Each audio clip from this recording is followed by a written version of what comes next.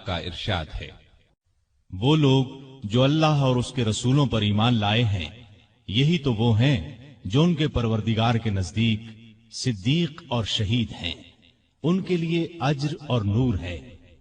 رسول اللہ صلی اللہ علیہ وسلم کا ارشاد ہے، اللہ تعالی نے عمر کے دل اور زبان پر حق جاری کر دیا ہے۔ وہ فاروق ہے جس کے ذریعے اللہ تعالی نے حق اور باطل کے درمیان فرق کیا۔ جماعت اصحاب روشن ستارے ہیں، آسمان پر موجود ستاروں کی روشنی کم و بیش ہے۔ یہی مثال صحابہ کرام رضی اللہ عنہم کی ہے، لیکن ہیں سبھی روشن۔ ان میں سب سے نمایاں، سب سے روشن اور سب سے تابناک بہرحال پہلے 4 صحابہ رضی اللہ عنہم ہی ہیں۔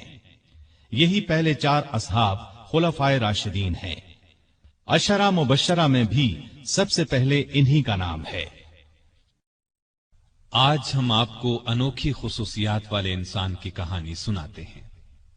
اللہ کے رسول صلی اللہ علیہ وسلم نے اپنے 10 صحابہ کا نام لے کر فرمایا تھا، میرے یہ 10 صحابہ جنتی ہیں۔ گویا انہیں دنیا ہی میں جنتی ہونے کی بشارت عطا ہوئی۔ ان میں سے ایک سیدنا عمر فاروق رضی اللہ عنہ ہیں۔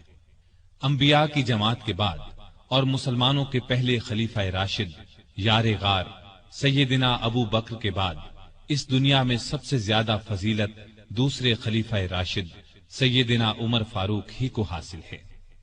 نبی صلی اللہ علیہ وسلم نے ان کے بارے میں اس طرح دعا فرمائی تھی، اے اللہ اسلام کو عمر کے ذریعے سے قوت اور عزت دے۔ ان کے زمانے میں اسلامی حکومت 22 لاکھ مربع میل رقبے تک پھیل گئی۔ بعض موقعوں پر ان کی تائید میں آیات نازل ہوئیں۔ ان کی خلافت کا زمانہ بہترین اسلامی حکومت کا زمانہ تھا۔ اتنے بڑے حکمران ہوتے ہوئے دوپہر کے وقت شہر سے باہر گرم زمین پر کوئی پتھر وغیرہ سر کے نیچے رکھ کر قیلولہ کر لیتے تھے۔ ان کے واقعات اس قدر حیرت انگیز ہیں کہ سننے والے دنگ رہ جاتے ہیں۔ بڑے بڑے طاقتور حکمران ان کے نام سے کانپتے تھے، جبکہ خود ان کا یہ حال تھا کہ جسم پر کھردرا لباس ہوتا تھا۔ آپ یقیناً ان کی زندگی کے انوکھے اوراق پڑھنا پسند کریں گے، لیکن آج آپ پڑھنے کی بجائے سن کر دیکھیں، آپ کو ایک عجیب سا فرحت بخش احساس ہوگا۔ سیدنا عمر فاروق رضی اللہ عنہ ہجری سال شروع ہونے سے 40 سال پہلے 583 عیسوی یا 584 عیسوی میں مکے میں پیدا ہوئے۔ نبی کریم صلی اللہ علیہ وسلم ان سے 13 سال پہلے دنیا میں تشریف لا چکے تھے۔ والدین نے نام عمر رکھا، کنیت ابو حفص تھی، لقب فاروق تھا، یعنی حق اور باطل میں فرق کرنے والا۔ یہ لقب انہیں نبی کریم صلی اللہ علیہ وسلم نے عطا فرمایا۔ حضرت عمر کا سلسلہ نسب 8ویں پشت میں نبی کریم سے جا ملتا ہے۔ آپ نے دنیا میں آنکھ کھولی تو مکے میں قریش کی سرداری تھی۔ یہ قبیلہ اسماعیل علیہ السلام کی اولاد سے تھا۔ قریش کے آگے چل کر 10 کے قریب قبیلے بن گئے۔ ان میں نبی کریم بنو ہاشم سے تھے، ابو بکر بنو تیم سے اور عمر فاروق بنو عدی سے۔ 10 کے 10 قبیلوں کے سپرد الگ الگ کام تھے۔ مثلا کوئی خانہ کعبہ کی دیکھ بھال کرتا تھا تو کوئی حاجیوں کو پانی پلاتا تھا، کوئی جھگڑوں کے فیصلے کرتا تھا۔ بنو عدی کے ذمے 2 کام تھے۔ قریش کو کوئی ایلچی بھیجنا ہوتا تو یہ بھیجتے تھے۔ دوسرا کام یہ تھا کہ 2 گروہوں میں جھگڑا ہو جاتا تو بنو عدی کا سردار فیصلہ کرتا تھا۔ بنو عدی کے گھر صفا اور مروہ پہاڑیوں کے درمیان میں تھے۔ عمر یہیں پیدا ہوئے اور پرورش پائی۔ ان کے والد خطاب بنو عدی کے سردار تھے۔ جس زمانے میں نبی کریم صلی اللہ علیہ وسلم نے نبوت کا اعلان کیا، خطاب فوت ہو چکے تھے۔ سیدنا عمر کے بچپن کے حالات کسی کتاب میں نہیں ملتے۔ اتنا ذکر ملتا ہے کہ بڑے ہوئے تو باپ نے اونٹ چرانے پر لگا دیا۔ اونٹ چراتے ہوئے کبھی تھک کر بیٹھ جاتے تو باپ مارا کرتا تھا۔ جوانی کی عمر کو پہنچنے تک لکھنا پڑھنا سیکھ لیا تھا۔ نبی کریم صلی اللہ علیہ وسلم نے جب اعلان نبوت کیا تو قریش میں کل 17 آدمی لکھنا پڑھنا جانتے تھے۔ ان میں عمر فاروق بھی تھے۔ اس کے علاوہ انہوں نے سپاہگری، تیغ زنی اور گھڑ سواری میں کمال حاصل کیا۔ گھڑ سواری کا حال یہ تھا کہ اچھل کر گھوڑے پر بیٹھ جاتے۔ کشتی کا فن بھی سیکھا۔ اونچے قد کے طاقتور آدمی تھے، چوٹی کے کئی پہلوانوں سے مقابلے جیتے، شاعر نہیں تھے، اشعار پسند کرتے تھے، تقریر کرنے کا ڈھنگ بھی آتا تھا، مزاج میں غصہ اور سختی تھی، جوان ہونے پر تجارت کا پیشہ اختیار کیا۔ نبی کریم نے نبوت کا اعلان کیا تو ان کی عمر 27 سال تھی۔ اس وقت قریش میں بہت اونچی حیثیت کے مالک تھے، مکے کے معزز لوگوں میں شمار ہوتا تھا۔ ان کے بھائی زید بن خطاب، بہن فاطمہ بنت خطاب اور بہنوئی سعید بن زید نے جلد ہی اسلام قبول کر لیا، لیکن عمر اپنے باپ دادا کے مذہب پر سختی سے قائم رہے، ڈٹ کر اسلام کی مخالفت کی، مسلمان ہو جانے والوں کو مارتے پیٹتے تھے، مارتے پیٹتے 6 سال گزر گئے، لیکن عمر کسی ایک انسان کو بھی اسلام سے نہ پھیر سکے۔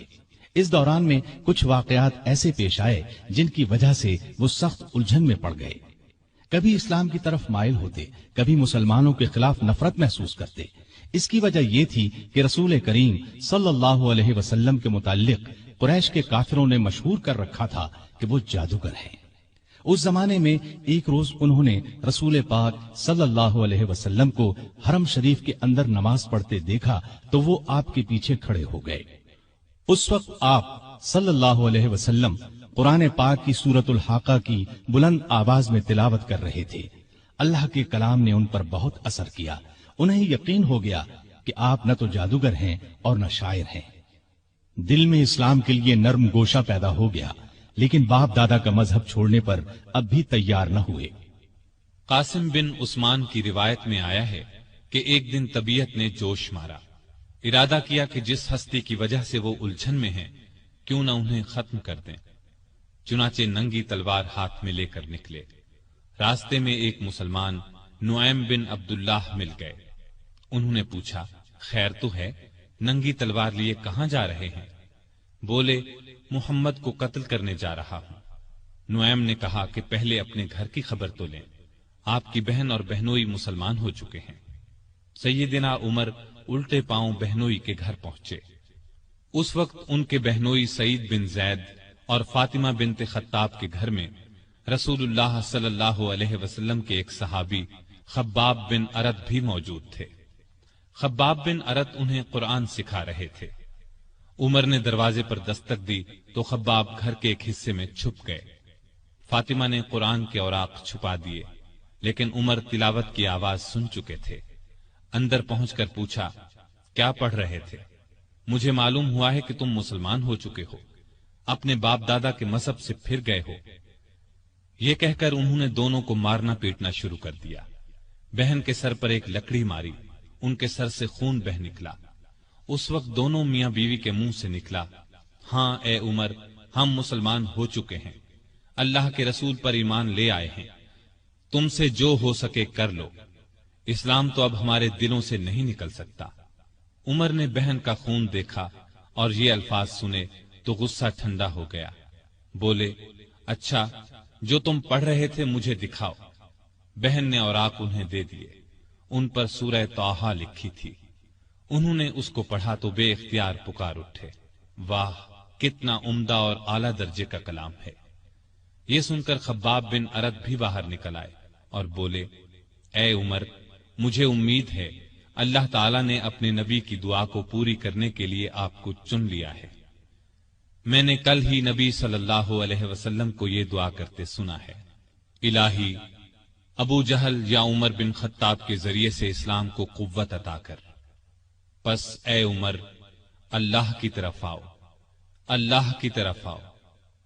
یہ سن کر سیدنا عمر فاروق نے کہا، مجھے محمد کے پاس لے چلو۔ نبی صلی اللہ علیہ وسلم اس وقت دار ارقم میں تھے۔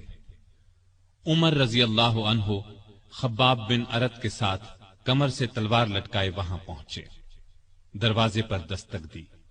ایک صحابی نے اندر سے ایک جھری میں سے جھانک کر آپ صلی اللہ علیہ وسلم کو بتایا، باہر عمر تلوار کمر سے لٹکائے کھڑے ہیں، نہ جانے کس ارادے سے آئے ہیں۔ آپ کے چچا سیدنا حمزہ رضی اللہ عنہ بھی اس وقت وہاں موجود تھے۔ یہ بہت بہادر تھے، فوراً بولے، انہیں اندر آنے دو، نیک ارادے سے آئے تو ٹھیک، ورنہ انہی کی تلوار سے ان کا سر اڑا دوں گا۔ رسول اللہ صلی اللہ علیہ وسلم نے بھی فرمایا، انہیں آنے دو۔ चुनाचे दरवाजा खोल दिया गया। उमर अंदर दाखिल हुए। आप सल्लल्लाहु अलैहि वसल्लम उठकर उनकी तरफ बढ़े। उनकी चादर को मुट्ठी में दबाकर जोर से खींचते हुए फरमाया, खत्ताब के बेटे, तुम किस इरादे से आए हो? सैयदना उमर रजी अल्लाह अन्हु ने अर्ज किया, ए अल्लाह के रसूल, मैं अल्लाह और उसके रसूल पर ईमान लाने के लिए हाजिर हुआ हूं। इस पर आप सल्लल्लाहु अलैहि वसल्लम ने जोर से अल्लाहु अकबर फरमाया। बाकी मुसलमानों ने भी अल्लाहु अकबर का नारा लगाया। अब उमर रजी अल्लाह अन्हु ने कलिमा पढ़ा, फिर बोले, ए अल्लाह के रसूल, क्या हम हक पर नहीं हैं? आपने फरमाया, उस जात की कसम जिसके कब्जे में मेरी जान है, तुम लोग हक पर हो। यह सुनकर सैयदना उमर फारूक ने अर्ज किया, जब हम हक पर हैं और काफिर गलत रास्ते पर, तो फिर अपना दीन क्यों छुपाएं? आपने फरमाया, ए उमर, अभी हमारी तादाद थोड़ी है और तुम देख रहे हो कि हम किन हालात से गुजर रहे हैं। सैयदना उमर ने यह सुनकर फरमाया, उस जात की कसम जिसने आपको नबी बनाकर भेजा है, मैं इस्लाम लाने से पहले जिन लोगों में उठता बैठता था, अब मुसलमान होकर उनके सामने जाऊंगा। इस पर तमाम मुसलमान दारे अरकम से 2 सफ़ें बनाकर निकले और काबे की तरफ रवाना हुए। एक सफ में उमर थे, दूसरी में हमजा। सब ने मस्जिद हराम में नमाज अदा की। कुरैश ने ये देखा तो तैश में आ गए। उस वक्त तो कुछ न कहा। जब उमर तन्हा नजर आए तो उन पर हमला कर दिया। उन्होंने भी डटकर मुकाबला किया। आखिर काफिर उन्हें छोड़कर चले गए।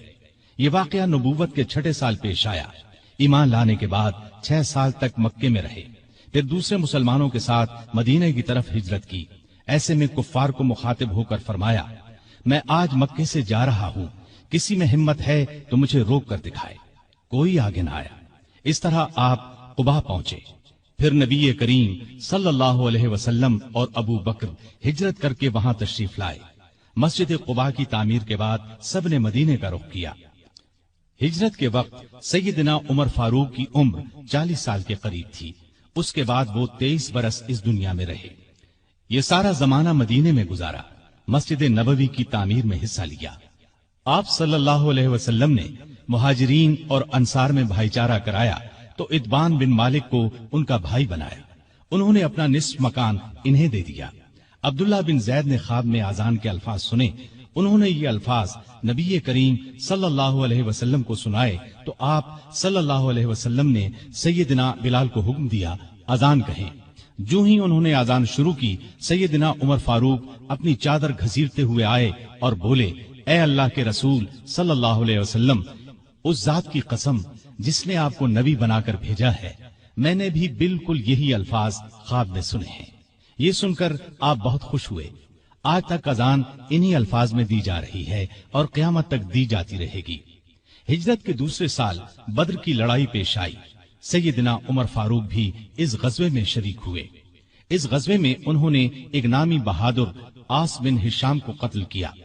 ये रिश्ते में उनका मामू था। अगले साल उहद की लड़ाई हुई। सैयदना उमर उस लड़ाई में भी शरीक हुए। बद्र की लड़ाई में उमर फारूक की बेटी सैयदा हफ्सा बेवा हो गई थी। नबी करीम सल्लल्लाहु अलैहि वसल्लम की ख्वाहिश पर सैयदना उमर ने उनका निकाह आपसे कर दिया। इस तरह वो रसूल करीम सल्लल्लाहु अलैहि वसल्लम के सुसर बने। उनकी बेटी को मोमिनों की मां का दर्जा हासिल हुआ। हिजरत के 5वें साल शव्वाल में खंदक की लड़ाई पेश आई। सैयदना उमर ने भी खंदक खोदी। खंदक के एक हिस्से की हिफाजत सैयदना उमर के सपुर्द की गई। बाद में उस जगह उनके नाम से मस्जिद तामीर की गई जो आज भी मौजूद है। हिजरत के 6 साल नबी करीम सल्लल्लाहु अलैहि वसल्लम ने काबे की जियारत का इरादा फरमाया। आप 1400 सहाबा के साथ रवाना हुए। उनमें सैयदना उमर भी थे। हुदैबिया के मकाम पर काफिरों से जो मुआहदा हुआ तो कुछ दूसरे सहाबा के साथ वो सैयदना उमर पर भी गिरां गुजरा। वो रसूलुल्लाह सल्लल्लाहु अलैहि वसल्लम की खिदमत में हाजिर हुए और अर्ज की, क्या आप अल्लाह के सच्चे नबी नहीं हैं? आपने फरमाया, यकीनन मैं अल्लाह का सच्चा नबी हूँ। कहा, क्या हम हक पर और हमारा दुश्मन बातिल पर नहीं है? आपने फरमाया, हम हक पर और हमारा दुश्मन बातिल पर है। कहा, ए अल्लाह के रसूल, जब हम हक पर और हमारा दुश्मन बातिल पर है तो फिर दबकर क्यों सुलह करें? آپ نے فرمایا میں اللہ کا رسول ہوں، اللہ کے حکم کے خلاف نہیں کرتا، وہی میرا مددگار ہے۔ سیدنا عمر پھر ابو بکر صدیق کے پاس گئے اور ان سے بھی یہی کہا تو انہوں نے فرمایا اے جوان، بلا شبہ نبی کریم صلی اللہ علیہ وسلم اللہ کے رسول ہیں، وہ اپنے رب کی نافرمانی نہیں کر سکتے اور وہی ان کا ناصر و مددگار ہے، بس ان کی رکاب کو تھامے رہو، یعنی ہر معاملے میں ان کی فرما برداری کرو۔ نبی کریم صلی اللہ علیہ وسلم نے فرمایا میں اللہ کا رسول ہوں، اللہ کے حکم کے خلاف نہیں کرتا، وہی میرا مددگار ہے۔ تب جا کر سیدنا عمر کو اطمینان ہوا۔ نبی کریم صلی اللہ علیہ وسلم واپس روانہ ہوئے تو سورہ فتح نازل ہوئی۔ آپ نے سیدنا عمر کو بلا کر اللہ تعالیٰ کا یہ ارشاد سنایا کہ ہم نے آپ کو کھلی فتح عطا کی، ساتھ ہی آپ نے فرمایا مجھ پر آج ایسی صورت نازل ہوئی ہے جو مجھے اس دنیا سے زیادہ پیاری ہے۔ سیدنا عمر رضی اللہ عنہ نے حدیبیہ کی صلح کے موقع پر جو گفتگو کی تھی وہ خلوص نیت پر مبنی تھی، پھر بھی انہیں تمام زندگی اس بات کا افسوس رہا کہ کیوں انہوں نے اس طرح کے سوال جواب کیے۔ اس کے بدلے میں انہوں نے بہت سے روزے رکھے، کئی غلام آزاد کیے اور بہت سی نفل نمازیں پڑھی۔ ہجرت کے 7ویں سال خیبر کی لڑائی ہوئی، اس میں بھی سیدنا عمر رضی اللہ عنہ شریک تھے۔ ذیقعد 7 ہجری میں نبی صلی اللہ علیہ وسلم عمرے کے لیے تشریف لے گئے۔ 2000 مسلمان آپ کے ساتھ تھے، سیدنا عمر بھی ان میں شامل تھے۔ ذات سلاسل کی جنگ میں بھی شریک ہوئے۔ سلاسل جگہ کا نام ہے، یا اس مقام پر قبیلہ جزام کا ایک چشمہ تھا جس کا نام سلسل تھا۔ مسلمان لشکر اسی چشمے پر اترا تھا، اسی لیے اس غزوے کو ذات السلاسل کہا جاتا ہے۔ 8 ہجری 10 رمضان کو رسول اللہ صلی اللہ علیہ وسلم 10,000 ہتھیار بند صحابہ کے ساتھ مدینے سے مکے کی طرف روانہ ہوئے۔ ان میں سیدنا عمر بھی شامل تھے۔ مکے سے کچھ فاصلے پر آپ صلی اللہ علیہ وسلم نے پڑاؤ ڈالا۔ اس میدان کا نام اب وادی فاطمہ ہے۔ قریش کے سردار ابو سفیان نے 2 آدمیوں کو حالات معلوم کرنے کے لیے بھیجا۔ پھر ابو سفیان خود نبی کریم صلی اللہ علیہ وسلم کی خدمت میں حاضر ہوئے۔ ایسے میں سیدنا عمر رضی اللہ عنہ نے عرض کیا اے اللہ کے رسول، مجھے اجازت دیں میں ابو سفیان کا سر اڑا دوں، لیکن آپ نے ایسا کرنے کی اجازت نہ دی۔ اس موقع پر ابو سفیان نے اسلام قبول کیا۔ ان کے بعد مکے کے باقی ماندہ لوگ بھی مسلمان ہو گئے۔ فتح مکہ کے بعد غزوہ حنین پیش آیا۔ اس غزوے کی ابتدا میں مسلمانوں کے پاؤں اکھڑ گئے، صرف رسول اللہ صلی اللہ علیہ وسلم چند صحابہ کے ساتھ میدان میں کھڑے رہے۔ ان میں سیدنا عمر بھی تھے۔ پھر سیدنا عباس رضی اللہ عنہ کی آواز پر مسلمان پلٹے اور کفار کو شکست دی۔ تبوک کی لڑائی کے لیے سیدنا عمر نے اپنے مال کا نصف حصہ نبی صلی اللہ علیہ وسلم کی خدمت میں پیش کیا۔ حجۃ الوداع کے موقع پر بھی سیدنا عمر ساتھ تھے۔ اس حج کے بعد ہی آپ صلی اللہ علیہ وسلم اس دنیا سے رخصت ہوئے۔ سفر 11 ہجری میں آپ صلی اللہ علیہ وسلم نے اسامہ بن زید کو اسلامی لشکر کا سپہ سالار مقرر کیا اور حکم دیا کہ جا کر رومیوں سے موتا کی لڑائی کا بدلہ لیں۔ موتا کی لڑائی ہجرت کے 8ویں سال میں ہوئی تھی۔ اس میں اسامہ کے والد زید اور بہت سے صحابہ رضی اللہ عنہم شہید ہو گئے تھے۔ چنانچہ آپ نے یہ لشکر روانہ فرمایا۔ اس میں بڑے بڑے صحابہ کے ساتھ سیدنا عمر بھی شریک تھے۔ آپ صلی اللہ علیہ وسلم نے رحلت فرمائی تو سیدنا عمر رضی اللہ عنہ کو آپ کی وفات کا یقین ہی نہیں آتا تھا۔ وہ یہ اعلان کر رہے تھے جو شخص یہ کہے گا کہ رسول اللہ صلی اللہ علیہ وسلم نے وفات پائی ہے، میں اس کی گردن اڑا دوں گا۔ پھر ابو بکر رضی اللہ عنہ کے سمجھانے پر یقین آیا کہ نبی صلی اللہ علیہ وسلم رحلت فرما چکے ہیں۔ آپ صلی اللہ علیہ وسلم کی وفات کے بعد خلافت کے مسئلے پر مسلمانوں میں اختلاف پیدا ہوا تو اس موقع پر سیدنا عمر نے ابو بکر رضی اللہ عنہ کا نام خلافت کے لیے سب کے سامنے رکھا۔ سبھی نے اس سے اتفاق کیا۔ ابو بکر کے بارے میں سیدنا عمر کے یہ الفاظ ہیں: ابو بکر रसूलुल्लाह सल्लल्लाहु अलैहि वसल्लम के सहाबी हैं, गार के साथी हैं। ये तमाम मुसलमानों से ज्यादा तुम्हारे मामलात के वाली होने के हकदार हैं। खलीफा बनने के बाद सैयदना अबू बकर ने सबसे पहले उसामा बिन जैद का लश्कर रवाना फरमाया। ये लश्कर नबी करीम सल्लल्लाहु अलैहि वसल्लम की शदीद अलालत की वजह से मरीना से बाहर मकाम जुरुफ पर ठहर गया था और फिर वफात की वजह से रवाना न हो सका था। इस मौके पर सैयदना अबू बकर ने उसामा बिन जैद से कहा कि सैयदना उमर फारूक रज़ी अल्लाहु अन्हु को उनके पास छोड़ जाएं, क्योंकि उनके मशवरों की जरूरत पड़ेगी। उसामा बिन जैद ने खुशी से ये बात मंजूर की। अबू बकर की खिलाफत 2.25 बरस रही। तमाम अरसे में सैयदना उमर उनके खास मुशीर रहे। इस दौरान में सैयदना उमर ने सैयदना अबू बकर को मशवरा दिया कि कुरान को एक जगह जमा कर दिया जाए। उन्होंने ये मशवरा इसलिए दिया कि यमामा की लड़ाई में कुरान मजीद के हाफिज बहुत से सहाबा शहीद हो गए थे। आखिर ये काम जैद बिन साबित, सैयदना उमर और बहुत से दूसरे सहाबा रज़ी अल्लाहु अन्हुम की मदद से मुकम्मल हुआ। जमादियुल ऊला 13 हिजरी में सैयदना अबू बकर सख्त बीमार हो गए। बचने की उम्मीद न रही तो उन्होंने खिलाफत के बारे में चंद बड़े बड़े सहाबा से मशवरा किया। खुद उन्होंने सैयदना उमर का नाम तजवीज किया। बाद सहाबा ने इस पर कहा कि वो मिजाज के बहुत सख्त हैं। इस पर अबू बकर ने फरमाया, जब उन पर खिलाफत का बोझ पड़ेगा तो नर्म हो जाएंगे। इस तरह तमाम मुसलमानों का सैयदना उमर की खिलाफत पर इत्तिफाक हो गया। सैयदना अबू बकर ने आखिर वक्त में सैयदना उमर को ये वसीयत की कि इराक में मुसलमान ईरानियों से लड़ रहे हैं, उनके लिए फौरन मदद भेजी जाए। इस वसीयत के बाद 22 जमादियुल उखरा को सैयदना अबू बकर ने वफात पाई। तमाम मुसलमानों ने खुशी से सैयदना उमर की बैत कर ली। इस तरह वो मुसलमानों के दूसरे खलीफा राशिद बने। खलीफा बनते ही उन्होंने अबू बकर की वसीयत के मुताबिक इराक की तरफ एक लश्कर रवाना किया। अबू उबैदा रज़ी अल्लाहु अन्हु को लश्कर का सालार मुकर्रर फरमाया और इस तरह मुसलमानों की अजीमुश्शान फुतूहात का सुनहरी दौर शुरू हुआ।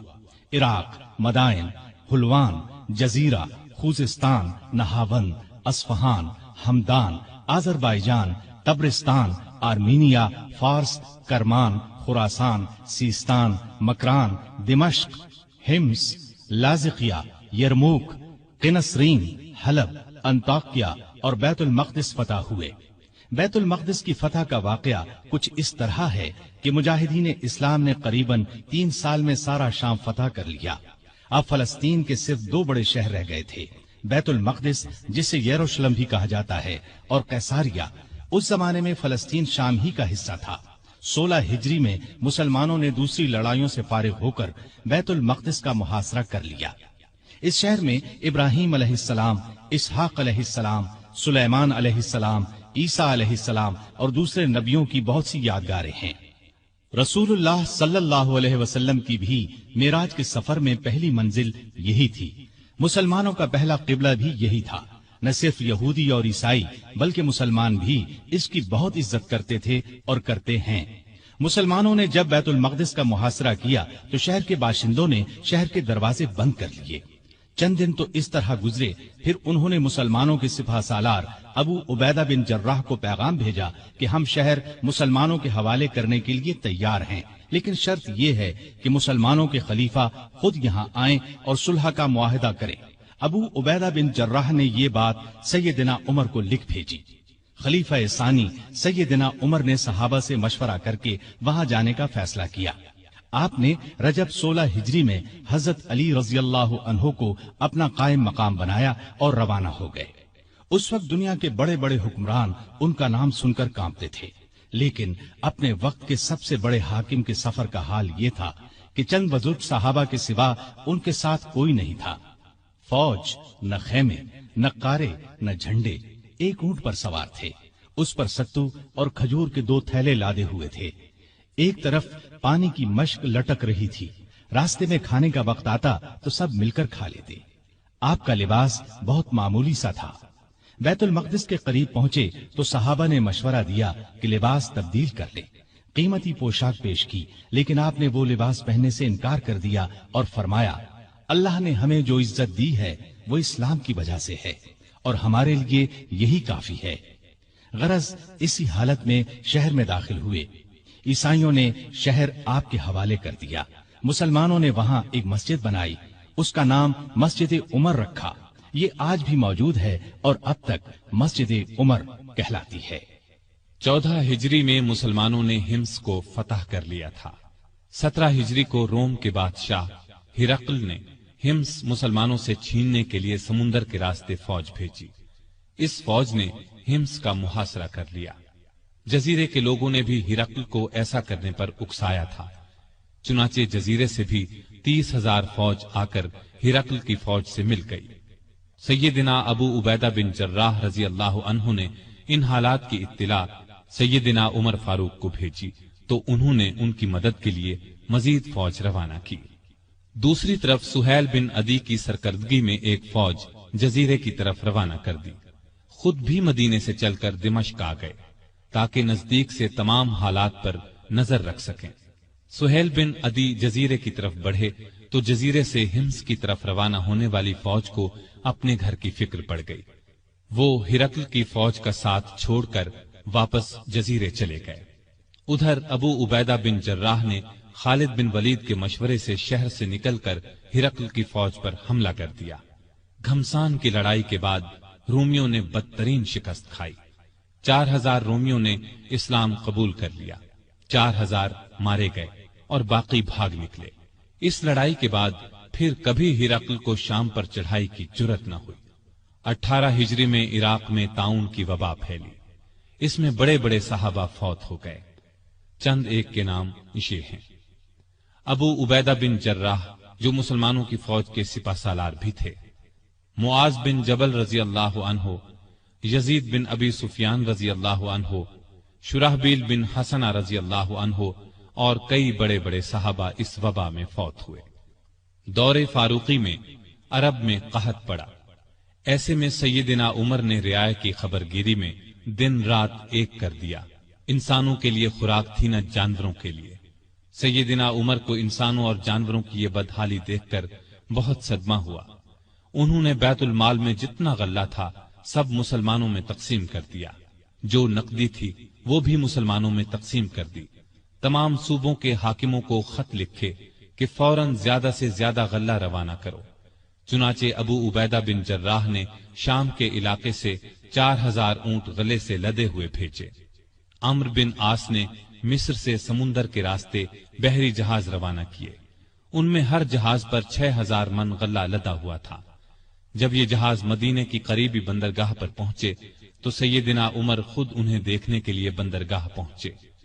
غلے کو حفاظت سے رکھنے کے لیے بندرگاہ میں 2 بڑے بڑے مکان بنوائے۔ دوسرے صوبوں سے بھی بہت سا غلہ پہنچ گیا۔ غلے کی تقسیم کا یہ انتظام کیا کہ بہت سے رجسٹر بنوائے، ان میں قحط کا شکار ہونے والوں کے نام درج کیے گئے۔ ہر ایک نام کے ساتھ ان کی ضرورت کے مطابق غلے کی مقدار لکھی گئی، پھر ہر شخص کو پرچی دی گئی، اس پر سیدنا عمر کی مہر ہوتی تھی۔ اس پرچی کے مطابق انہیں روزانہ غلہ دیا جاتا۔ اس کے علاوہ سیدنا عمر ہر روز 20 اونٹ اپنے سامنے ذبح کرواتے اور ان کا گوشت پکوا کر لوگوں کو کھانا کھلاتے۔ اس طرح ہزاروں آدمی روزانہ سیدنا عمر رضی اللہ عنہ کے دسترخوان پر کھانا کھاتے۔ غلے کے علاوہ لوگوں میں کپڑے اور کھجوریں بھی تقسیم کی جاتی، اور خود اپنا یہ حال تھا کہ اس زمانے میں گوشت، دودھ اور گھی کھانا بالکل چھوڑ دیا تھا۔ اکثر بھوکے رہتے یا عام لوگوں کے ساتھ خود بھی کھاتے۔ اس طرح اس کا اثر آپ کے جسم پر پڑا۔ لوگ انہیں دیکھتے اور کہتے، اگر قحط دور نہ ہوا تو رعایا کا غم انہیں مار ڈالے گا۔ ایک دن ایک شخص سے پانی مانگا، اس کے پاس شہد تھا، اس نے وہی پیش کر دیا۔ آپ نے شہد پینے سے انکار کر دیا اور فرمایا، قیامت کے دن اگر مجھ سے پوچھا گیا کہ لوگ روٹی کو ترس رہے تھے اور تو شہد کھاتا تھا تو میں کیا جواب دوں گا؟ ایسا بھی ہوا کہ گھی کا برتن اور آٹے کی بوری اٹھواتے اور جہاں کہیں بھوکوں کا مجمع نظر آتا اپنے خادم کی مدد سے کھانا تیار کرواتے اور انہیں کھلاتے۔ دیہاتوں میں جاتے، وہاں اونٹ ذبح کرتے، گوشت، آٹا اور کپڑے لوگوں میں تقسیم کرتے۔ قحط کے دنوں میں سخت بے چین رہتے اور دعا کرتے تھے، اے اللہ، میرے عملوں کی وجہ سے محمد صلی اللہ علیہ وسلم کی امت کو تباہ نہ کر۔ لوگوں کا خیال اس قدر تھا کہ فرمایا کرتے تھے، اگر دریائے فرات کے کنارے ایک کتا بھی بھوکا مر گیا تو اللہ کے سامنے مجھے اس کا جواب دینا ہوگا۔ وہ خود اور لوگ رو رو کر بارش کی دعائیں کرتے تھے۔ آخر ایک دن نبی صلی اللہ علیہ وسلم کے چچا عباس رضی اللہ عنہ اور دوسرے مسلمانوں کو لے کر نکلے اور نہایت عاجزی سے ان الفاظ میں دعا کی، اے اللہ، پہلے تو ہم اپنے نبی صلی اللہ علیہ وسلم کے وسیلے یعنی نبی کی دعا کے وسیلے سے تجھ سے دعا کیا کرتے تھے، اب ہم تجھ سے اپنے نبی کے چچا کے وسیلے یعنی چچا کی دعا کے وسیلے سے دعا کرتے ہیں کہ ہم پر بارش نازل فرما۔ ابھی یہ دعا ہو رہی تھی کہ آسمان پر بادل چھا گئے اور ایسی موسلا دھار بارش ہوئی کہ ہر طرف پانی ہی پانی نظر آنے لگا۔ اس بارش نے خشک کھیتوں میں جان ڈال دی اور قحط دور ہو گیا۔ بیت المقدس کی فتح کے بعد شام میں قیصاریہ کا شہر باقی رہ گیا تھا، اس پر ابھی تک رومیوں کا قبضہ تھا۔ بحیرہ روم کے ساحل پر ایک بہت بڑا شہر تھا۔ یہ مہم امیر معاویہ کے سپرد کی گئی، انہوں نے شہر کو فتح کیا۔ 80,000 رومیوں میں سے بہت کم زندہ بچے۔ اب پورے شام پر اسلام کا جھنڈا لہرانے لگا۔ اس زمانے میں مصر کا ملک بھی رومی حکومت کے ماتحت تھا۔ 18 ہجری میں حضرت عمر نے حضرت عمرو بن عاص رضی اللہ عنہ کو 4000 کا لشکر دے کر مصر روانہ کیا۔ مصر کا حاکم مقوقس تھا، اس نے بے تحاشا فوج جمع کر لی، قلعہ بھی حد درجے محفوظ تھا۔ ان حالات کی خبر عمرو بن عاص نے سیدنا عمر کو دی تو انہوں نے 10,000 فوج اور بھیجی اور ان کے ساتھ بزرگ صحابی زبیر بن عوام کو سالار مقرر کیا۔ ان کے ہاتھ پر قلعہ فتح ہوا۔ اس کے بعد اسکندریہ کی باری آئی۔ اسکندریہ کی فتح کے بعد سیدنا عمر نے عمرو بن عاص کو مصر کا گورنر مقرر کیا۔ دریائے نیل مصر کا ایک بہت بڑا دریا تھا۔ تاریخ میں ہے کہ ایک دن بہت سے مصری عمرو بن عاص کے پاس آئے اور کہا، اس سال دریائے نیل میں پانی بہت کم رہ گیا ہے، ہماری فصلیں برباد ہو رہی ہیں۔ پرانے زمانے سے یہ رسم چلی آ رہی ہے کہ جب دریا میں پانی کم ہو جائے تو ہم ایک مقررہ تاریخ کو ایک کنواری لڑکی چن لیتے ہیں، اس کے والدین کی مرضی سے اسے نہایت قیمتی زیور اور کپڑے پہنا کر دلہن کی طرح بنا دیتے ہیں، پھر اسے دریائے نیل میں گرا دیتے ہیں۔ اس طرح دریا میں پانی چڑھ جاتا ہے، ارد گرد کے تمام علاقے سیراب ہو جاتے ہیں۔ اگر آپ اجازت دیں تو ہم یہ رسم ادا کریں۔ عمرو بن عاص نے کہا، یہ تو بڑی ظالمانہ رسم ہے۔ جواب میں انہوں نے کہا، اگر آپ نے ہمیں یہ رسم ادا کرنے کی اجازت نہ دی تو ملک میں قحط پڑ جائے گا، ہم تباہ ہو جائیں گے۔ عمرو بن عاص نے فرمایا، تم لوگ نادان ہو، اللہ کے حکم کے بغیر دریا میں پانی ہرگز کم یا زیادہ نہیں ہو سکتا۔ اسلام ایسی فضول رسموں کو مٹانے کے لیے آیا ہے۔ میں تمہیں ایک بے گناہ لڑکی پر ظلم کرنے کی اجازت نہیں دوں گا۔ مصری مایوس ہو کر لوٹ گئے۔ اتفاق سے دریا میں پانی کم ہو گیا، لوگ قحط کے ڈر سے وطن چھوڑنے کی تیاری کرنے لگے۔ سیدنا عمرو بن عاص نے یہ سارا قصہ سیدنا عمر کو لکھ بھیجا۔ انہوں نے جواب میں لکھا، الحمدللہ، آپ نے مصریوں کو بالکل ٹھیک جواب دیا۔ اسلام واقعی ایسی فضول رسموں کو مٹانے کے لیے آیا ہے۔ میں ایک خط بھیج رہا ہوں، اس کو دریائے نیل میں ڈال دینا۔ عمرو بن عاص نے خط کو دریا میں ڈالنے سے پہلے اس کی عبارت پڑھی۔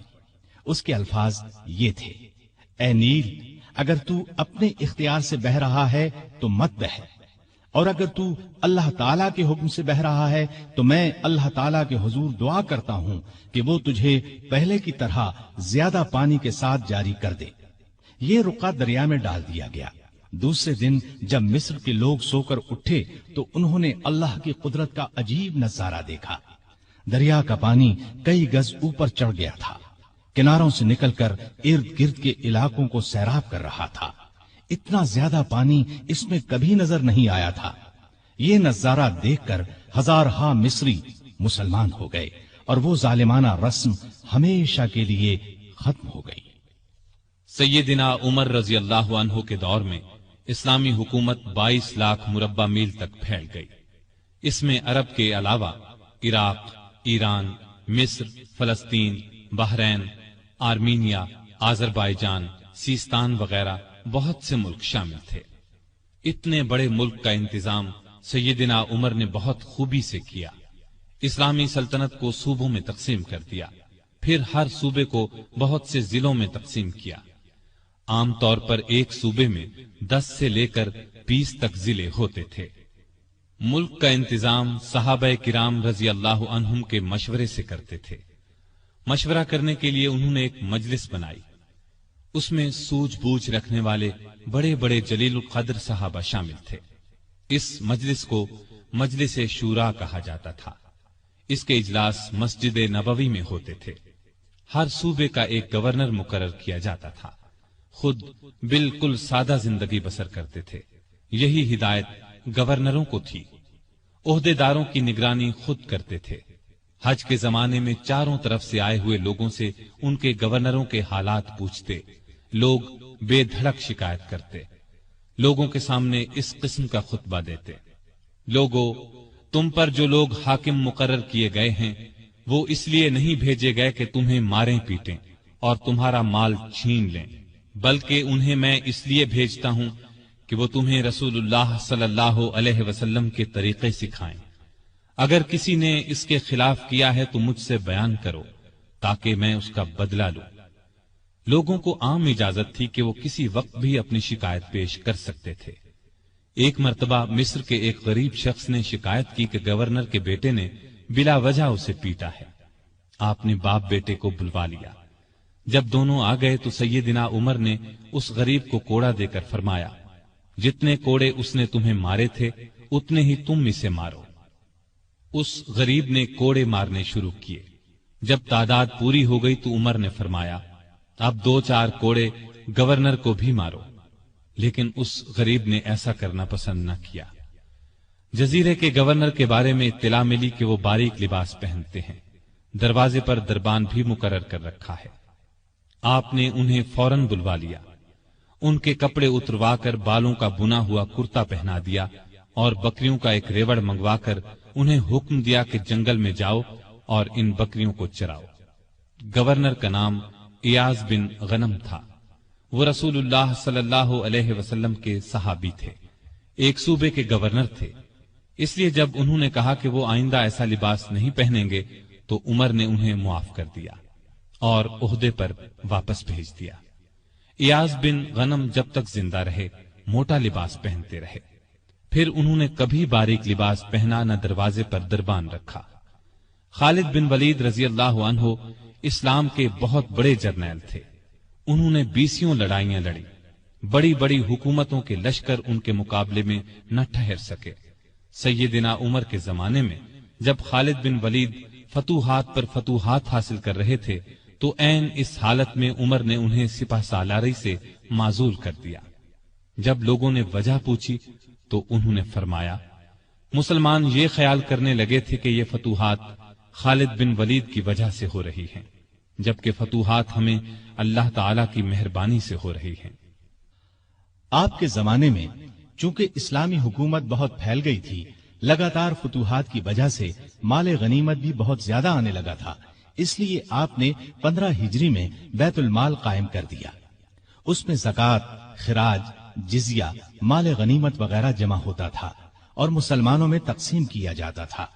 یتیموں، غریبوں اور بیواؤں کو اس میں سے وظیفے دیے جاتے تھے۔ ضرورت مندوں کو قرض بھی دیا جاتا تھا۔ جنگی ضروریات پر بھی خرچ کیا جاتا تھا۔ آمدنی اور خرچ کے معاملے میں حد درجہ احتیاط کرتے تھے۔ سیدنا عثمان نے ایک دن انہیں چلچلاتی دھوپ میں بھاگتے دیکھا۔ پوچھنے پر انہوں نے بتایا کہ بیت المال کا ایک اونٹ گم ہو گیا ہے، اس کو تلاش کر رہا ہوں۔ بحرین سے ایک مرتبہ مشک آیا، یہ انتہائی قیمتی خوشبو تھی۔ اس کو مسلمانوں میں تقسیم کرنے کے لیے آدمی کی تلاش ہوئی جو یہ کام اچھی طرح کر سکے۔ سیدنا عمر کی زوجہ محترمہ عاتقہ نے کہا کہ یہ کام میں کر سکتی ہوں۔ سیدنا عمر نے فرمایا: نہیں، میں تمہیں اس کی اجازت نہیں دے سکتا، اس لیے کہ تمہاری انگلیوں پر جو مشک لگ جائے گا وہ تم اپنے کپڑوں پر لگا لو گی، اس طرح عام مسلمانوں سے زیادہ تمہارے حصے میں آئے گا۔ ایک مرتبہ بیمار ہو گئے، لوگوں نے علاج کے طور پر شہد تجویز کیا۔ بیت المال میں شہد موجود تھا، لیکن آپ نے لینا گوارا نہ کیا۔ آخر لوگوں کو جمع کیا گیا۔ جب سب نے اجازت دے دی تب شہد لیا۔ آپ نے عدل و انصاف کا بہترین نمونہ دنیا کو دکھایا۔ اللہ سے ڈرنے والے قاضی مقرر کیے، ان کی تنخواہیں مقرر کی، انہیں حکم دیا کہ تمام فیصلے قرآن اور حدیث کے مطابق کیے جائیں۔ قرآن اور حدیث میں حکم نہ ملے تو جس رائے پر عالموں کا اتفاق ہو اس کے مطابق فیصلہ دیا جائے۔ انہوں نے کوفہ میں شریح کو قاضی مقرر کیا۔ ان کے فیصلے بہت مشہور ہوئے۔ امیر المومنین کے خلاف بھی فیصلے دے دیتے تھے۔ سیدنا علی نے بھی انہیں اپنے دور میں قاضی کے عہدے پر قائم رکھا۔ قبیلہ غسان کے بادشاہ جبلہ نے اسلام قبول کر لیا۔ وہ حج کرنے کے لیے آیا۔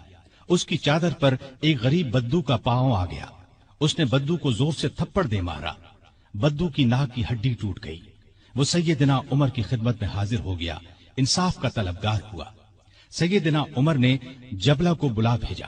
وہ حاضر ہوا تو آپ نے اسے کہا، تم نے اس غریب مسلمان سے زیادتی کی ہے، لہذا بدلہ دو۔ یہ غریب تمہیں اس جگہ تھپڑ مارے گا جس جگہ اس کے منہ پر تھپڑ لگا ہے۔ ہاں، اگر تم اس سے معافی مانگ لو اور یہ معاف کر دے تو اور بات ہے۔ جبلہ نے کہا، مجھے ایک دن کی مہلت دی جائے تاکہ میں غور کر سکوں۔ جبلہ کو ایک دن کی مہلت مل گئی۔ وہ وہاں سے فرار ہو کر شام چلا گیا اور دوبارہ عیسائی مذہب اختیار کر لیا۔ ایک مرتبہ حج کے موقع پر ایک شخص نے گورنر کی شکایت کی کہ اس نے مجھے بے قصور 100 کوڑے مارے ہیں۔ سیدنا عمر رضی اللہ عنہ نے شکایت درست پائی تو حکم دیا، تم بھی اسے 100 کوڑے مارو۔ ایک عیسائی کسان نے شکایت کی کہ اس کے کھیتوں سے مسلمان فوج گزری ہے جس سے اس کا نقصان ہوا ہے۔ آپ نے بیت المال سے اسے 10,000 درہم دینے کا حکم دیا۔ سیدنا عمر فاروق نے عام لوگوں کو منع کر دیا کہ وہ شریعت کے کسی مسئلے پر اپنا فیصلہ دیں۔ اس کام کے لیے انہوں نے فتوے جاری کرنے کا محکمہ قائم کیا۔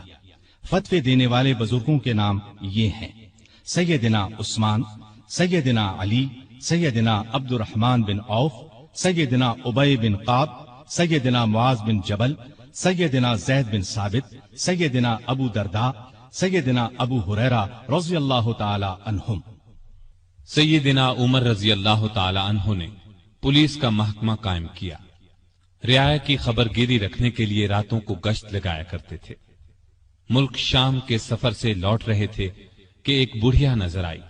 اس سے پوچھا کہ بڑی بھی عمر کے بارے میں کچھ معلوم ہے؟ وہ بولی، ہاں، سنا ہے شام گیا ہوا ہے، اللہ اس سے سمجھے، آج تک اس نے مجھے پھوٹی کوڑی تک نہیں دی۔ اسے معلوم نہیں میں کتنی تنگی سے گزارا کر رہی ہوں۔ سیدنا عمر نے یہ سن کر فرمایا، بڑی بھی تم نے جا کر عمر کو اپنا حال بتایا؟ بڑھیا نے کہا، اگر اسے رعایا کا حال معلوم نہیں تو خلافت کیوں کرتا ہے؟ سیدنا عمر فاروق رضی اللہ عنہ یہ سن کر رو پڑے۔ پھر اس سے پوچھا، تم کیا لے کر عمر کو معاف کر سکتی ہو؟ اس نے کہا، اگر مجھے 25 دینار مل جائیں تو معاف کر دوں گی۔ آپ نے اسی وقت اسے 25 دینار دے دیے۔ وہ خوش ہو کر دعائیں دینے لگی، اللہ عمر کو معاف کرے، اس پر اپنی رحمت نازل کرے۔ بعد میں سیدنا عمر رضی اللہ عنہ نے اس کا وظیفہ مقرر فرما دیا۔ ایک رات گشت کے دوران میں چند بچوں کے رونے کی آواز سنی۔ معلوم ہوا کہ بچے بھوکے ہیں اور ماں نے انہیں بہلانے کے لیے ہانڈی میں صرف پانی ڈال کر آگ جلا رکھی ہے۔ آپ اسی وقت خادم اسلم کے ساتھ بیت المال گئے۔ آٹا، گوشت، گھی اور کھجوریں نکال کر خادم سے فرمایا، یہ تمام چیزیں میری کمر پر رکھ دو۔ اسلم نے عرض کیا، آپ کیوں تکلیف کرتے ہیں، میں اٹھا لیتا ہوں۔ آپ نے فرمایا، نہیں، قیامت کے دن میرا بوجھ تم نہیں اٹھاؤ گے۔ پھر سب چیزیں اپنی کمر پر لاد کر لائے، خود کھانا تیار کیا، خود چولہا پھونکا، کھانا تیار ہونے پر اپنے سامنے بچوں کو کھلایا۔ انہوں نے پیٹ بھر کر کھایا، پھر اچھلنے کودنے لگے۔ سیدنا عمر انہیں اچھلتے کودتے دیکھتے اور خوش ہوتے رہے۔ عورت نے ان سے کہا، اللہ تمہیں نیک بدلہ دے، امیر المؤمنین بننے کے لائق تو تم ہو، نہ کہ سیدنا عمر۔ سیدنا عمر فاروق رضی اللہ عنہ ये सुनकर मुस्कुराए, फिर वापस मदीना आए और उस औरत का वजीफा मुकर्रर कर दिया। एक रोज शाम के वक्त मदीने के बाहर एक काफिला उतरा। सैयदना उमर ने अब्दुर्रहमान बिन औफ रजी अल्लाह अन्हु को साथ लिया और रात भर काफिले का पहरा देते रहे। एक काफिले में एक नन्हे बच्चे को रोते देखा तो उसकी मां पर नाराज हुए कि बच्चे को दूध क्यों नहीं पिलाती, वो आपको पहचानती नहीं थी। कहने लगी, अमीरुल मोमिनीन ने हुक्म दिया है कि जब तक बच्चे मां का दूध पीते रहें बैतुल माल से उनका वजीफा मुकर्रर न किया जाए। मैं इसका दूध छुड़ा रही हूं ताकि वजीफा लग जाए। ये है इसके रोने की वजह। सैयदना उमर ये सुनकर रोए, फिर ऐलान कर दिया कि जिस दिन कोई बच्चा पैदा होगा उसका वजीफा उसी दिन से मुकर्रर हो जाएगा। एक मर्तबा लोगों को खाना खिला रहे थे, एक शख्स को बाएं हाथ से खाना खाते देखा। नजदीक जाकर उससे कहा, दाएं हाथ से क्यों नहीं खाते? उसने कहा, मेरा दायां हाथ मूता की लड़ाई में कट गया था। ये सुनकर सैयदना उमर रोने लगे, उसके पास बैठ गए और बोले, अफसोस, तुम्हें वुजू कौन कराता होगा? फिर उसकी खिदमत के लिए एक खादिम दिया और जरूरत की चीजें उसके घर भिजवाईं। एक रात गश्त के दौरान में एक औरत की आवाज सुनी। वो अपनी बच्ची से कह रही थी, दूध में पानी मिला दे। बेटी ने यह सुनकर कहा, मां, अमीरुल मोमिनीन का हुक्म है कोई दूध में पानी न मिलाए। मां ने यह सुनकर कहा, बातें ना बना, पानी मिला। अमीरुल मोमिनीन कौन सा देख रहे हैं? लड़की ने कहा, अमीरुल मोमिनीन तो नहीं देख रहे, मगर अल्लाह तो देख रहा है। सैयदना उमर ने मां बेटी की यह गुफ्तगू सुनी तो अपने खादिम से कहा, इस घर को अच्छी तरह पहचान लो। दूसरे दिन उनके बारे में पता करवाया।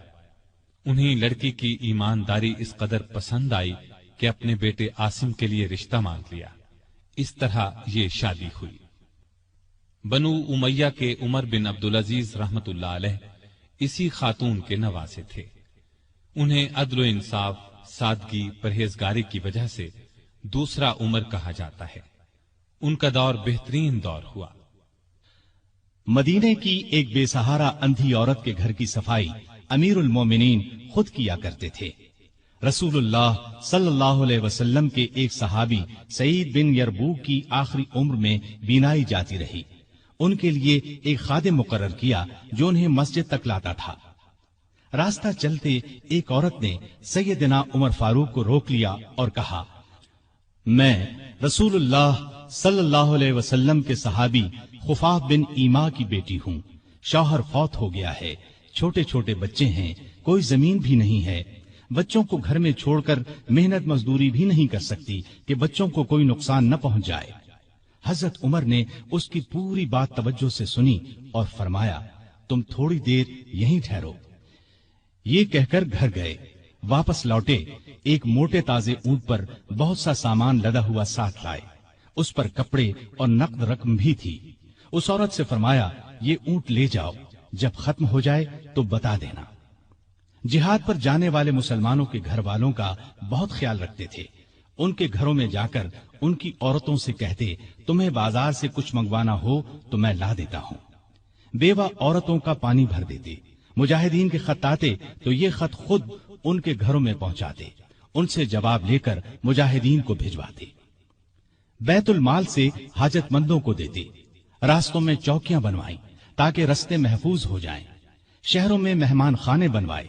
मुल्क में जगह जगह नहरें खुदवाई जिनसे आपाशी आसान हो गई। सड़कें और पुल बनवाए। नए शहर बसाए। करीबन 4000 मस्जिदें तामीर करवाई। हरम काबा को वसी करवाया। मस्जिद नबवी को वसी करवाया। मर्दम शुमारी का निजाम राइज किया। सिक्का जारी किया। सने हिजरी कायम किया। जंगों का सिलसिला बढ़ा तो फौजी निजाम कायम किया। फौजियों की तनख्वाहें मुकर्रर की। मुजाहिदीन के बीवी बच्चों और गुलामों के लिए वजीफे मुकर्रर किए।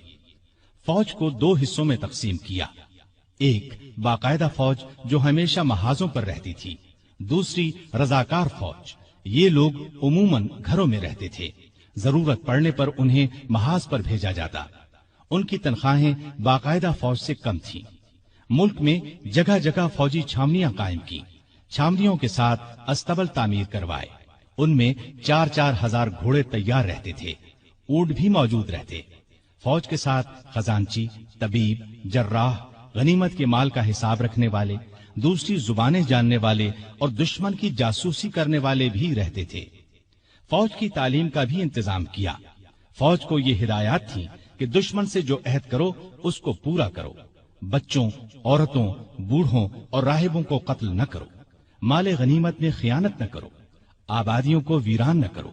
फलदार दरख्तों को न काटो। जो लोग जंग में कैदी बना लिए जाएं, उन्हें उनके करीबी रिश्तेदारों से जुदा न करो। लड़ाई में मारे जाने वालों के हाथ पांव, नाक कान न काटो। कुरान और हदीस की तालीम आम कर दी। सैयदना उमर खुद बहुत बड़े फकीह थे। उन्होंने तमाम इलाकों में फकीह मुकर्रर किए। लोग उनसे दीनी मसाइल पूछते थे।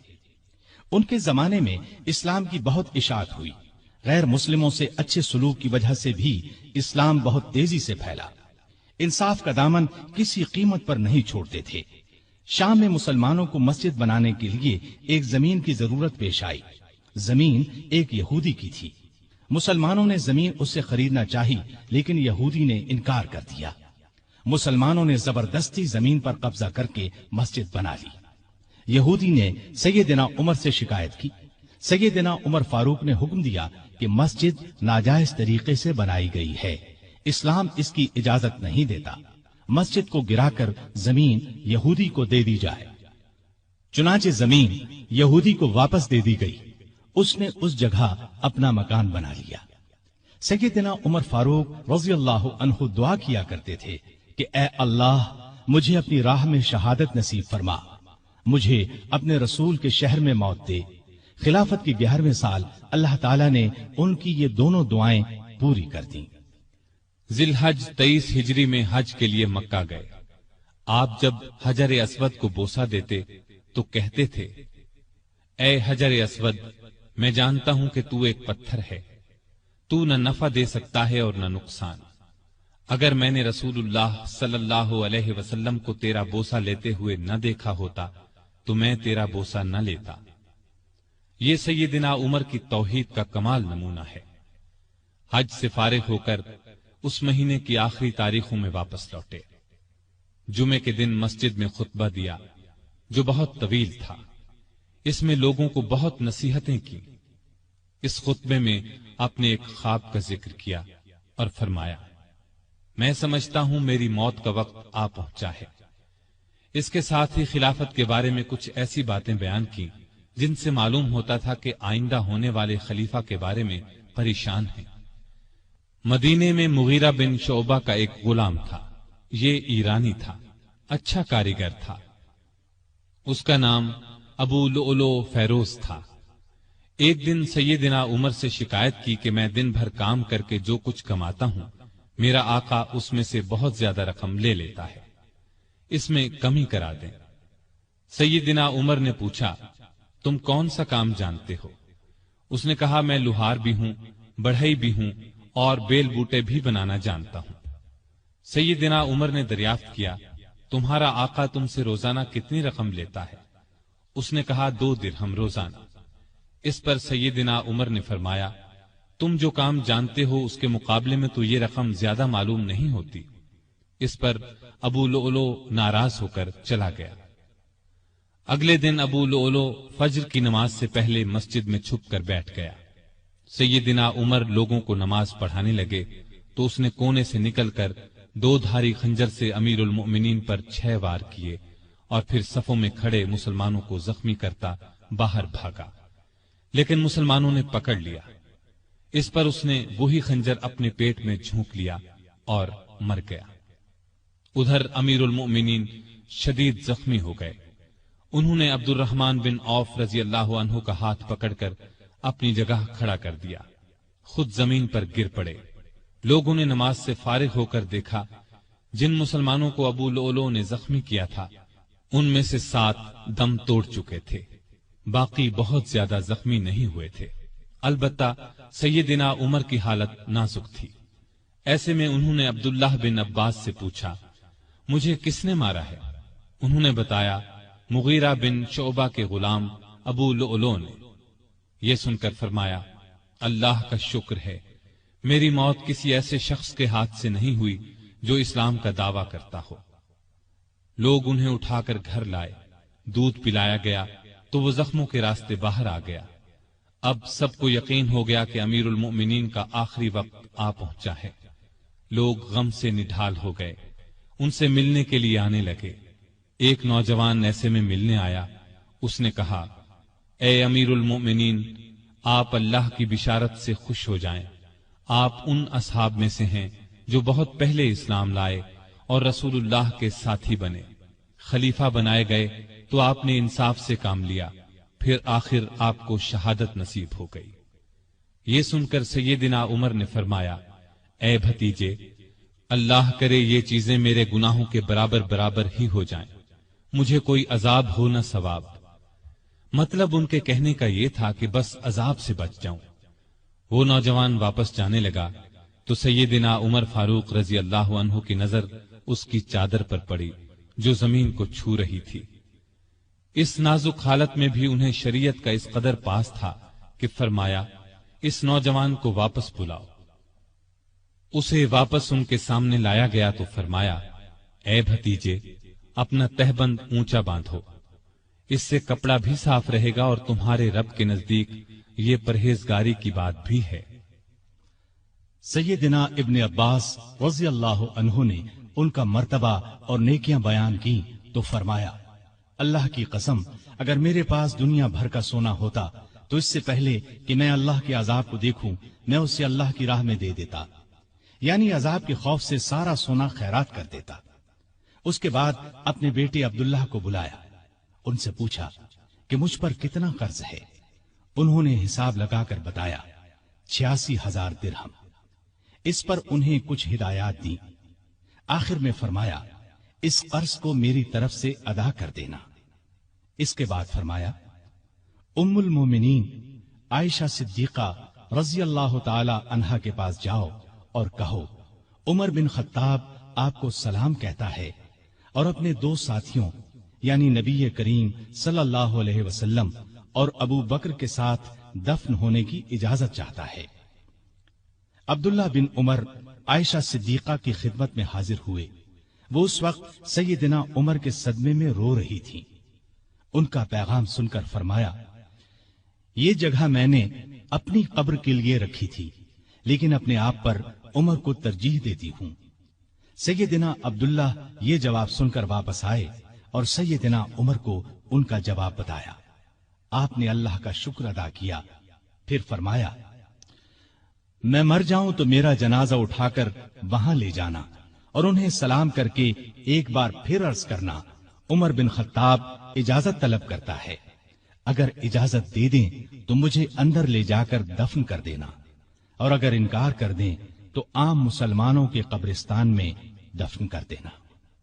حالت جب زیادہ نازک ہو گئی تو فرمایا، خلافت کا حقدار عثمان، علی، زبیر، عبد الرحمن بن عوف اور سعد بن ابی وقاص رضی اللہ عنہم سے زیادہ کسی کو نہیں سمجھتا۔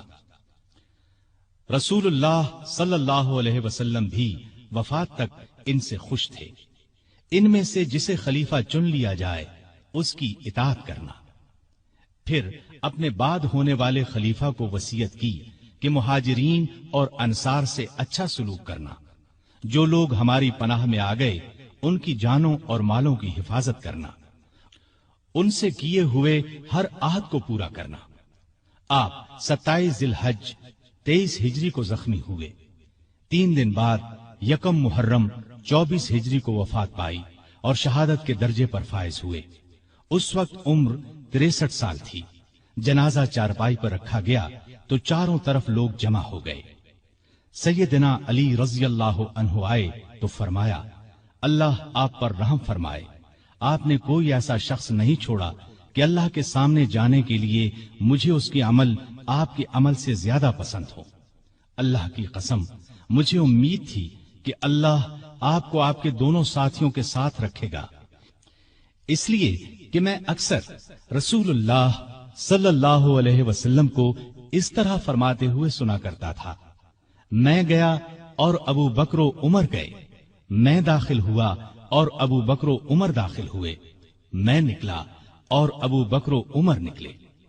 جنازہ حضرت صہیب رضی اللہ عنہ نے پڑھایا۔ حضرت علی، عثمان، سعد بن ابی وقاص اور عبد الرحمن بن عوف رضی اللہ عنہم نے قبر میں میت کو اتارا اور اسلام کے اس بہت بڑے فرزند کو ہمیشہ کے لیے رسول اللہ صلی اللہ علیہ وسلم اور سیدنا ابو بکر رضی اللہ عنہ کا ساتھ نصیب ہو گیا ہے۔ سیدنا عمر رضی اللہ عنہ نے کئی شادیاں کی، ان سے 8 یا 9 لڑکے، 4 یا 5 لڑکیاں ہوئیں۔ مشہور بیویوں کے نام یہ ہیں: زینب بنت مزعون رضی اللہ عنہا، عاتقہ بنت زید رضی اللہ عنہا، ام حکیم بنت حارث رضی اللہ عنہا، ام کلثوم بنت علی رضی اللہ عنہا۔ اولاد میں سے حفصہ، عبداللہ، عبید اللہ اور عاصم رضی اللہ عنہم بہت مشہور ہیں۔ حفصہ رضی اللہ عنہا کو رسول اللہ صلی اللہ علیہ وسلم کی پاک بیویوں میں شامل ہونے کا شرف حاصل ہے، وہ ام المومنین کہلائی۔ آپ میں اللہ کا خوف انتہا کو پہنچا ہوا تھا، عبادت کا شوق بھی بے حد تھا، راتوں کو جاگ کر نفل پڑھا کرتے تھے۔ قرآن کریم کی جن آیات میں قیامت کا ذکر ہے ان کو پڑھتے وقت بہت روتے۔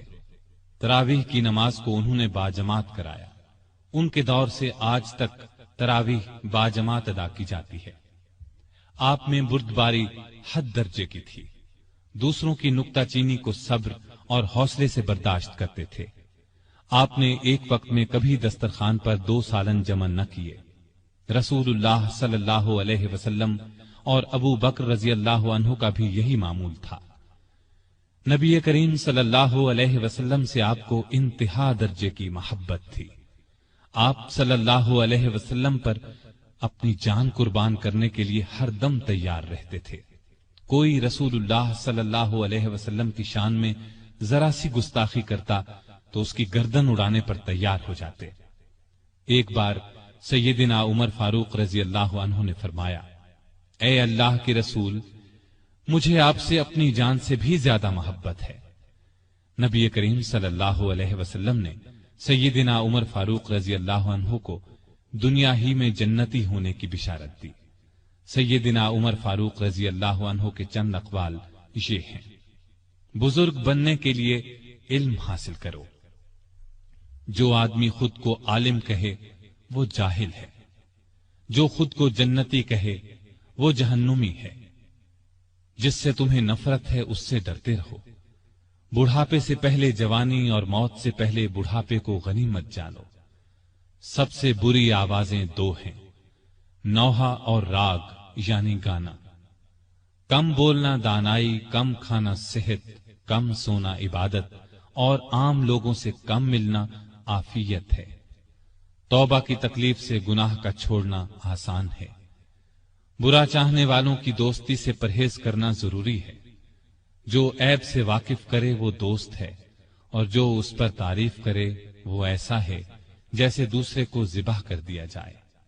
سلامتی گمنامی میں ہے۔ اللہ تعالی سیدنا عمر فاروق رضی اللہ عنہ پر رحمت فرمائے، آمین۔